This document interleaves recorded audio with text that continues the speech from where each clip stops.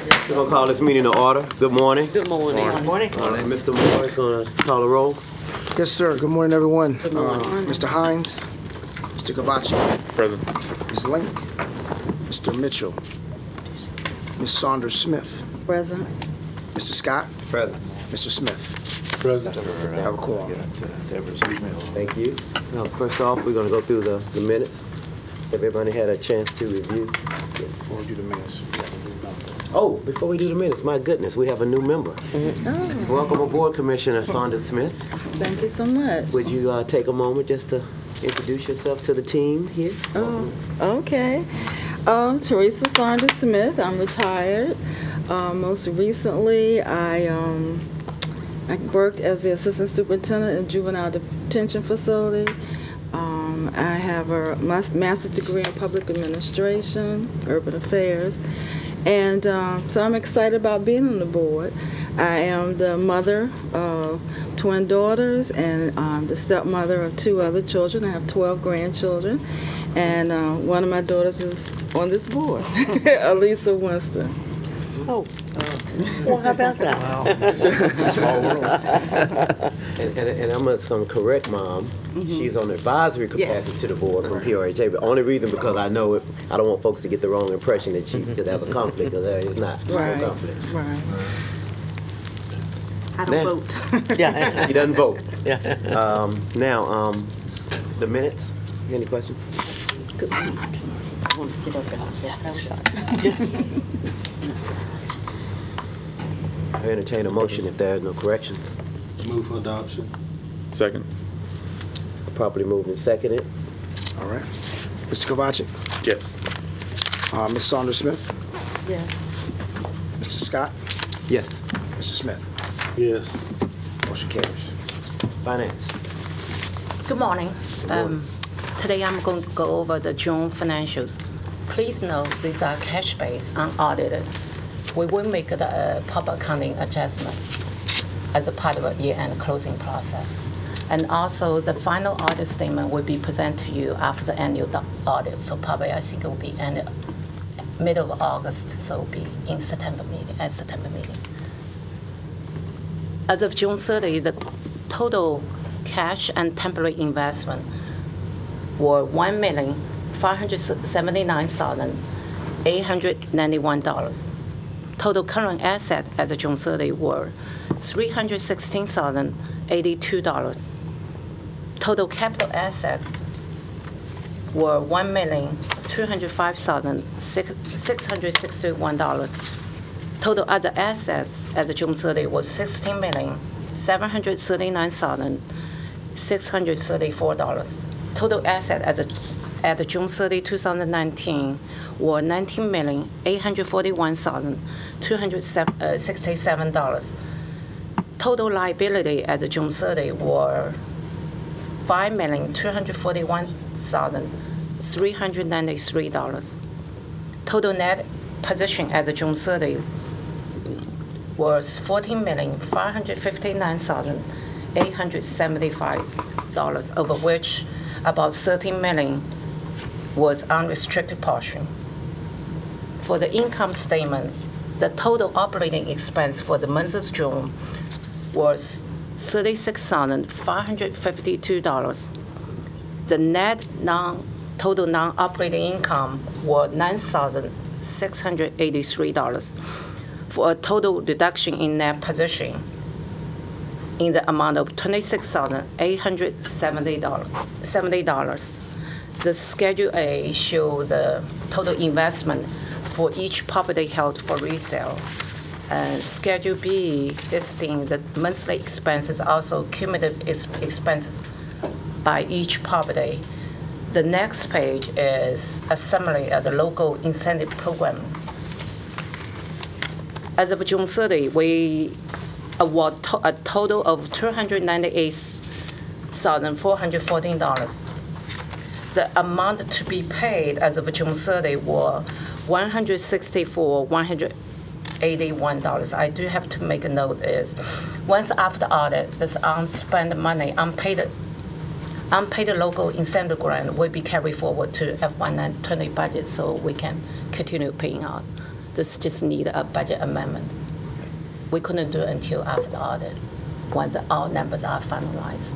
That makes sense. That's all I have. Any questions? Any questions? Looks clear. All right. Send it to you. Subject to audit at any rate, no vote necessary. The old business, Mr. Mitchell is not here, so we're going to skip that nominating committee issue, and I think we'll bring that up in the August meeting. New business, Mr. Miller. Yes, sir. Good morning. Good morning. Good morning. About 20 years ago, EDA brokered a development deal for the Ocean Marine facility here, which is composed of two parts. It's a marina facility and then a repair facility. The marina facility is on this side of North Pier. The repair facility is over on the other side.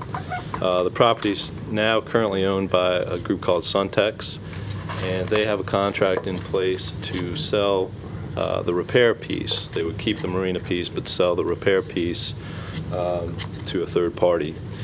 Now, when EDA originally created this development, there were a number of easements put in place for parking and berthing and that type of thing.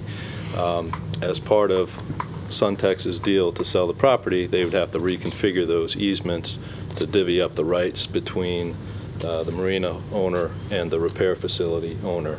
They're not asking for a grant of any new rights at all. It's simply working things out between themselves so they both have the rights that they would need, but they need EDA approval for that because EDA is on the original documents. And we have here Mr. Ray King, who's the attorney for Suntex, and he is here to answer any questions you have and provide any presentation that Suntex may like to provide here. Thank you. Thank you, everyone, for having us here today. I'm Ray King. I represent the owner, the current owner of the marina and the boat repair facility, which is a Suntex entity. It's actually Ocean Yacht SMI LLC. I have with me Jason Dally. He is the representative of the company's Northeast Regional Manager. Yep. So he lives in New York and he manages a number of facilities up and down the East Coast, and I believe this is your southernmost point. Southernmost. Yes. And Mr. Bento is also here, the owner and operator of Ocean Marine. Very briefly, it's a very good summary. Thank you. In the process of selling the yacht repair facility, it's necessary to kind of separate some of the rights between the two parties. The repair facility is actually, the fee is owned by the current owner, and the marina is leased on a long-term lease from the city. And as long as the two properties were owned and operated by the same entity, you know, everything works fine. But when you separate the two, it's necessary to separate some of those rights so they stand independently, and that's what we've been working with the city attorney's office with and with the department with to get those straightened out. So what we worked out with the city is there are 4 different documents that you're going to be asked to consider and approve. The first one will be an amended and restated marina and parking deed of lease. This is in essence a restatement of the lease for the marina facility itself. And in this document, it's the existing marina facility, but it will add to the lease what's called the berthing area, which is the last side, closest side here. I've got a great visual aid right out that window. Yeah. The pier running along the North Pier, which is now currently part of the boatyard by the deed, will become part of the lease. Then there's a memorandum of lease. There's already a memorandum of lease recorded. There'll be an amended one just reflecting that there's a new lease between the parties. There will be an amended and restated permanent parking easement. The current parking easement allocates all the parking to the boatyard, the repair facility. The new easement will allocate the parking, of making it available for both facilities, not disturbing the city's reservation of the right to use the parking for events in the downtown area. And last, there's a declaration vacating the berthing easement and access easement, and that's because we're transferring those rights from the boat yacht yard over to the marina. And that separates them to make them independent operating. I'm trying not to make it too lawyerly. You didn't do a good job. Chair can say, Chair has the ability to say that.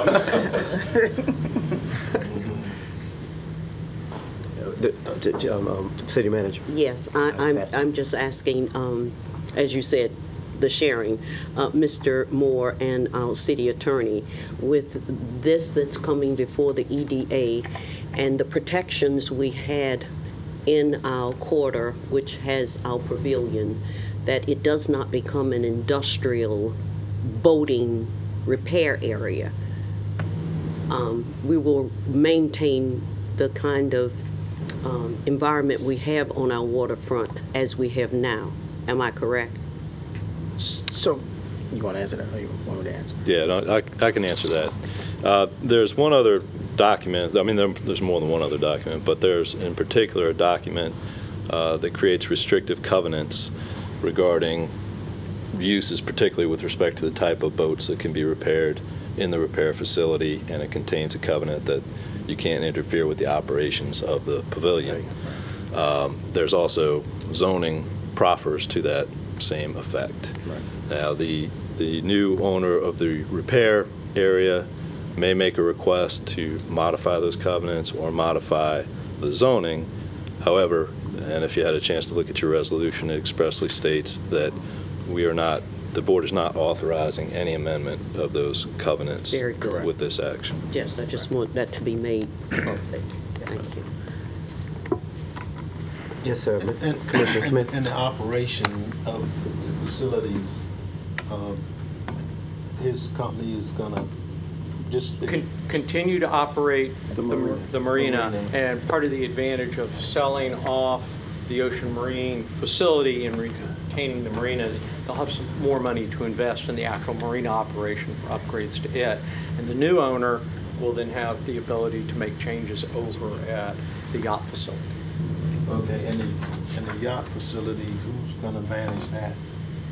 The repair facility? The yacht. Oh, we will maintain, management will maintain marina. as it is. The marina Marina. will maintain the management as it is. Okay. So you'll have the same management that we have at Tidewater and here.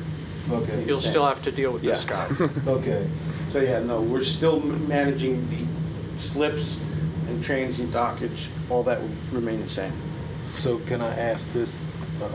If he's here, I guess he can answer for himself. What's Mr. Bento's role, or is there any? Yes. Mr. Ocean Marine has been the operator of the other side, as everyone knows. Originally owned it with MHI. It's a long history, but we've been the operator over there. The company that's buying it now is going to be the operator, and they've asked me to help with the transition and work for them for a while. So that's where I'll be. So basically, I'll still be operating that side for the new company, but they do want to make some changes in that, not in this. Okay. So Mr. Bento has not been left out of the negotiations. Okay. Very good. Councilman Moody. Yes. Is there any impact on the jobs?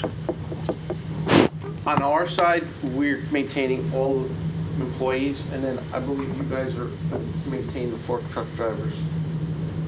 Correct. When the new company moves in, they have an entirely different operation. There'll be somewhere between 80 and 100 employees when they get that operation. It'll take about a year to do it, but when they get that operation in place, it'll be somewhere between 80 and 100 employees. And how does that compare with existing? We've always been in the 40 to 60 range. Okay, so potentially 40 new positions. Thanks. Any other questions at this time? Okay, I think we're going to have some further discussion on this issue in close when we go into closed session. Thank you. All right, thank you. Thank you.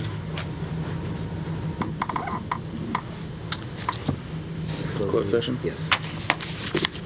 I'm due to go into closed session pursuant to Virginia Code subsection 2.2-3711A3 for the purpose of discussing acquisition and/or disposition of publicly held real property interest where discussion in open meeting would adversely affect the bargaining position or negotiating strategy of the public body, specifically regarding Victory Village, 409 McLean Street, and Ocean Marine.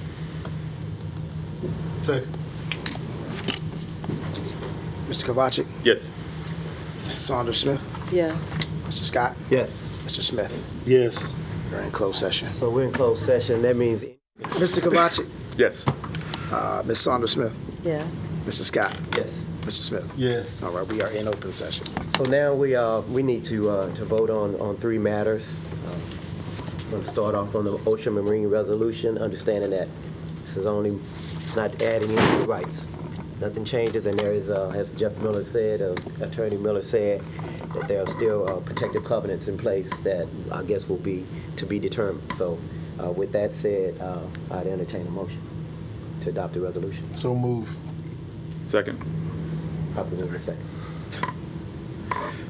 Mr. Kovacic, Yes. Ms. Saunders Smith, Yes. Mr. Scott, Yes. Mr. Smith. Yes. All right, motion carries. Second is the 409 McLean resolution. We are extending the feasibility period for that property with Ryan Homes. Are there any, I'd like to entertain a motion for that resolution. Motion to adopt. Second. It's been properly moved and seconded. Mr. Kovacic, Yes. Ms. Saunders Smith, Yes. Mr. Scott, Yes. Mr. Smith. Yes.